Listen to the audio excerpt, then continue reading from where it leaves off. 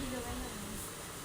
Hello အားလုံးပဲမင်္ဂလာပါရှင်ဒီနေ့ကတော့ကျောင်းဝေဒူးဖုံးရောင်းစုံလေးကိုရောင်းပေးသွားမှာပါရှင်သူကတော့ပေါင်မှာအိတ်ကက်လေးနဲ့ခါချိုအရှော့တီးလေးနဲ့ခါမြောက်ပုတ်ပုတ်လေးနဲ့အယောင်စုံစုံလှလှလေးတစ်မျိုးကိုရောင်းပေးသွားမှာပါရှင်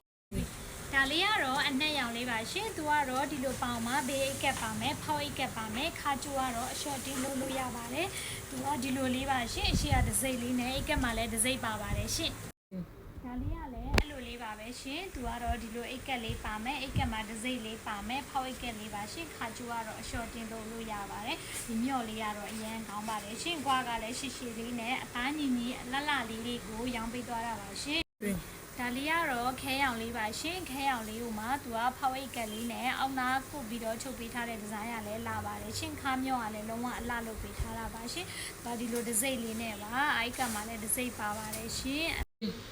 ဒီဟာလေးကတော့ပန်းရောင်ဖြော့ဖြော့လေးယောက်ျားလေးနဲ့လိုက်မဲ့ရောင်လေးပါရှင်သူကတော့ခုနအရှိမပြထားတဲ့အတိုင်းပါပဲရှင်အိတ်ကက်လေးကဖောက်အိတ်ကက်လေးပါမယ်ကျိုးလေးပါမယ်မြော့ကောင်းတာလေးပုံပေးထားပါတယ်အိတ်ကက်ကတော့ဖောက်အိတ်ကက်လေးပါဘွားလေးလည်းရှိပါတယ်အသားလည်းညီပါတယ်ဒီလိုအသားညီညီလေးနဲ့စိုက်ကောင်းတယ်ချုပ်ရချုပ်သား quality ကောင်းတယ်ကျောက်ဝေဒူးဖုံးရောင်စုံလေးလိုချင်တယ်ဆိုရင်တော့အေးအေးမို့အထည်ဆိုင်မှာဝယ်ယူလို့ရပါတယ်ရှင်အေးအေးမို့အထည်ဆိုင်ကတော့22လမ်းစီ80ခွန်88ကြားမှာရှိပါတယ်ရှင်ဘိုင်ဘာကနေလည်းမှာယူလို့ရပါတယ်ရှင်ဘိုင်မနံပါတ်ကတော့3995434839မှာမှာယူလို့ရပါတယ်ရှင် TikTok မှာလည်းမှာယူလို့ရပါတယ်ရှင် page မှာလည်းမှာယူလို့ရပါတယ်ရှင်ကြည့်ရှုပေးသူအားလုံးကိုလည်းကျေးဇူးအများကြီးတင်ပါတယ်ရှင်